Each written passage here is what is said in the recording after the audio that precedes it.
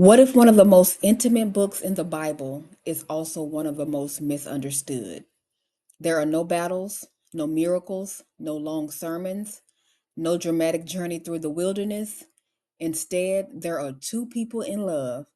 They admire one another, they long for one another, they speak openly about attraction, they experience desire, separation, beauty, and commitment. And yes, this is in the Bible. Welcome to Song of Songs, also traditionally called Song of Solomon, and its presence in Scripture reminds us of something important. God's wisdom isn't only concerned with how we handle suffering, money, work, or difficult decisions. We need wisdom in love too. What is Song of Songs? So, Song of Songs or Song of Solomon is a collection of Hebrew love poetry. The title comes from its opening words, the Song of Songs, which is Solomon's. The phrase Song of Songs essentially means the greatest song or the finest song. Something may come to mind like the Holy of Holies, so it's like that. The book has traditionally been associated with King Solomon, who lived during Israel's united monarchy in the 10th century BC. However, the book doesn't explicitly say Solomon personally wrote every poem. Scholars debate whether the opening means the song was written by Solomon, for Solomon, about Solomon, or within a Solomonic tradition. So both the precise author and date remain debated, as a lot of the Bible. In the Hebrew Bible, Song of Songs belongs to the writings and is one of the five scrolls. And in our Christian Old Testament, it comes immediately after Ecclesiastes. That placement gives us an interesting progression. Ecclesiastes reminds us life is brief. Song of Songs responds by showing us one of the beautiful gifts we can experience during that brief life, love. One of the first things you'll notice about Song of Songs is that the lovers actually enjoy one another. They aren't embarrassed by affection. They express admiration. They compliment each other.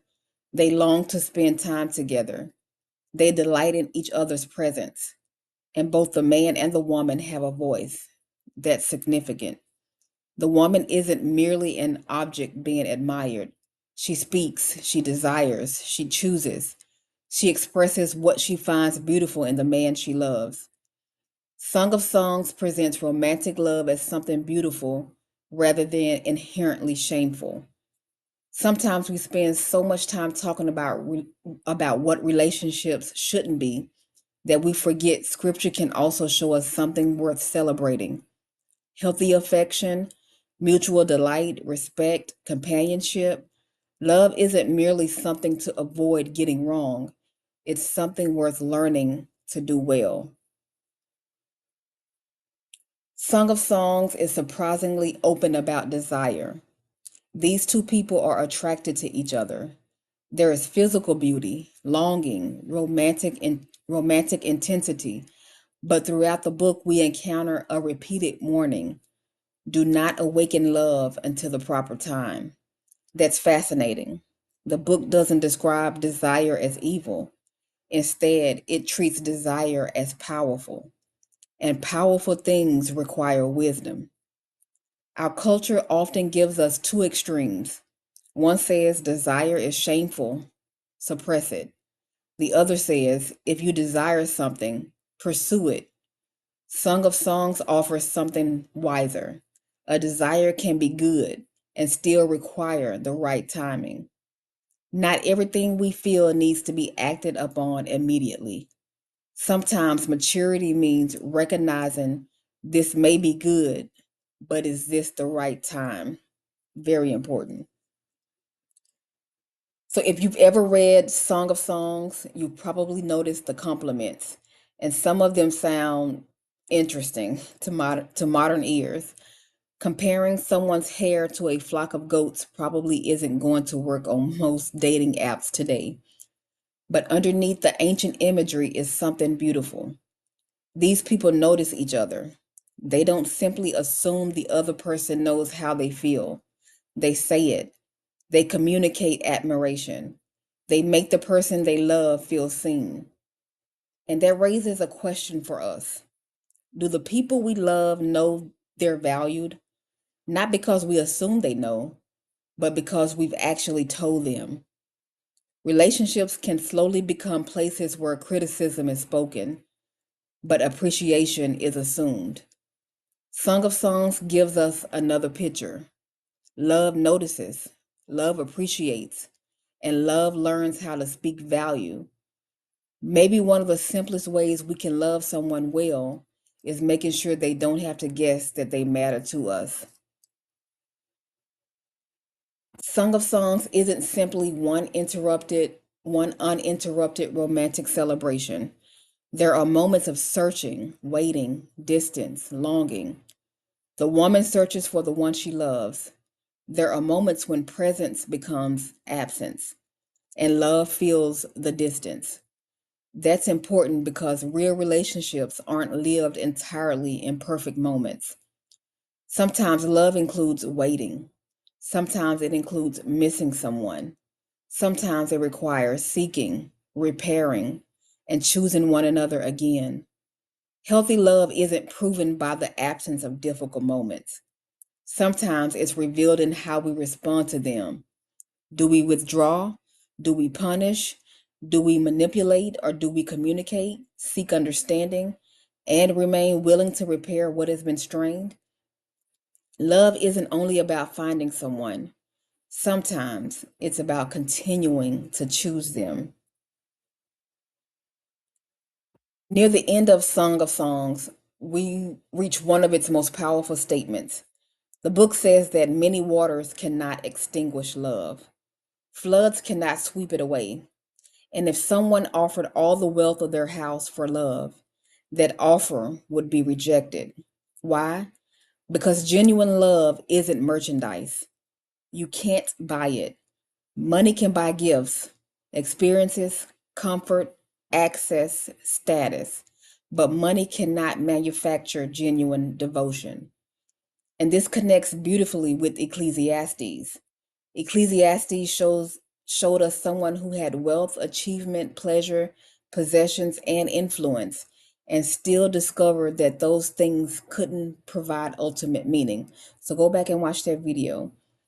Then Song of Songs reminds us some of life's most precious gifts don't have a price tag. Modern reflect Modern life will let us know, some things that are different, but just a modern reflection. Never confuse what someone gives you with how deeply they love you. And never believe your worth is measured by what another person is willing to spend on you. Real love isn't a transaction. Song of Songs 8 gives us perhaps the defining image of the entire book. Love is strong as death. It also describes love as a blazing fire. That's powerful language. The book doesn't treat love casually because love isn't casual. Love can shape decisions, change priorities, create families, produce tremendous joy, and when mishandled, cause tremendous pain. Maybe that's exactly why a book about romantic love belongs among the Bible's wisdom books. Because wisdom isn't only necessary when choosing a career, handling money, or deciding what to say. We need wisdom when deciding whom and how we love. Something powerful deserves to be handled carefully. Keep that in mind. Fire can provide warmth, but fire can also destroy. And perhaps Song of Song teaches us don't be afraid of love, but don't treat it carelessly either. Love deeply, love wisely, and recognize the weight of what you're giving someone when you give them your heart. Very important. Song of Songs uses another beautiful image. Set me as a seal upon your heart. In the ancient world, a seal represented something significant: identity, ownership, authenticity, something valuable enough to protect. The imagery moves us beyond temporary attraction because attraction can begin quickly. Feelings can be intense, but enduring love asks a deeper question. Will you remain? Our culture often celebrates the excitement of beginning relationships. Song of Songs gives us language that points towards something deeper. Love that lasts, because eventually relationships move beyond butterflies, beyond first dates, beyond perfect pictures, and that's when commitment matters. Attraction may draw two people together. Commitment helps love endure. So, where's God in Song of Songs? Or is God in Song of Songs? Very interesting question. Unlike many other biblical books, God isn't constantly speaking or acting in the foreground. Song of Songs doesn't give us a long theological explanation of love. Instead, it allows us to witness love, beauty, desire, relationship, and joy. And perhaps that itself tells us something. The God of Scripture isn't only present in life's tragedies. He isn't only the God we cry out to when everything falls apart. He is also the giver of good things, relationships, beauty, companionship, affection, joy, and the ability to love and be loved. The wisdom books have already shown us God in suffering, worship, decision making, and life's unanswered questions. Song of Songs reminds us to recognize his goodness in life's beautiful gifts too. So as we wrap this up, maybe Song of Song isn't an unusual interpretation in the Bible. Maybe it belongs exactly where it is. Because if wisdom teaches us how to live, then surely we need wisdom in how we love. Song of Songs reminds us love is worth celebrating. Desire isn't inherently shameful, but timing matters. The people we love should know they're valued. Love sometimes includes longing and difficulty. Real love cannot be bought. And because love is powerful, it should never be handled casually. Maybe mature love isn't simply asking, how do you make me feel? Maybe it also asks, how can I love you well? Because love isn't only something we experience, it's something we learn to steward. Before we leave Song of Songs, let's clear up a few common questions. What kind of love is this? The overall primary love celebrated in Song of Songs is romantic love between a man and a woman. It includes emotional affection, physical attraction, desire, admiration, longing, and commitment. So this isn't primarily the general love we have for friends or neighbors. It is intimate, romantic poetry. Is Song of Songs only about sex? No, absolutely not. Physical attraction is clearly present, but reducing the entire book to sexuality misses much of its richness. The book also celebrates companionship, admiration, longing, mutuality, commitment, beauty, and the strength of love itself. Is the book really about Christ and the church? So, throughout Christian history, many believers have interpreted Song of Songs allegorically, seeing the lovers as representing Christ and his church. Jewish interpreters have also historically read the book in relation to God's covenant love for Israel. Those traditions are important, but we should be careful not to assume every romantic image is secretly describing something else. At the literary level, Song of Songs celebrates human romantic love, and that meaning doesn't make the book less spiritual. It reminds us that human relationships, when rightly ordered, also belong within God's good creation. Did Solomon definitely write it? Maybe, maybe not. So traditionally, Solomon has been considered the author because the opening associates the song with him. But the exact meaning of that association is debated. So just keep that in mind. Um, just a quick recap. We look for the larger wisdom the poetry communicates. Love matters, mutual affection matters, timing matters, words matter, commitment matters, and powerful desires should be handled wisely. So, as we move into our next book of the Bible, Job taught us trust God through suffering. And I just encourage everyone to go back and watch these videos that I have. They're in my playlist What if the Bible is one story? Psalms taught us to bring him every emotion. Proverbs taught us to walk wisely. Ecclesiastes taught us to receive this brief life as a gift. And Song of Songs reminds us that within this brief life, love is also a gift, a beautiful one, a powerful one, and one worthy of wisdom. Because perhaps one of the greatest questions isn't simply, will I find love, but will I learn how to love well? That's different.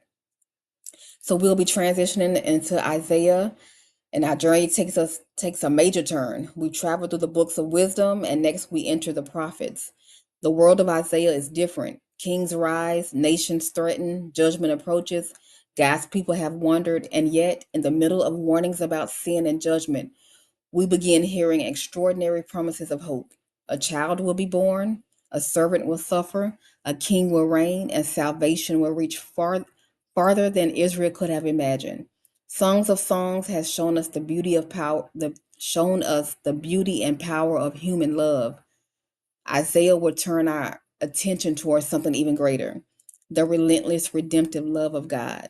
And that's where our journey through the Bible continues. So thank you, as always, for being on this journey with me. What if the Bible is one story? Again, go back and watch all the videos and read the books of the Bible. Find comfort, love, joy, and encouragement in reading the Bible and just going through each book, one verse at a time, one chapter at a time, getting the real understanding and just learning and growing. So I will see you in the shorts and next week in, well, the week after next in Kings, in, look at me, in Isaiah.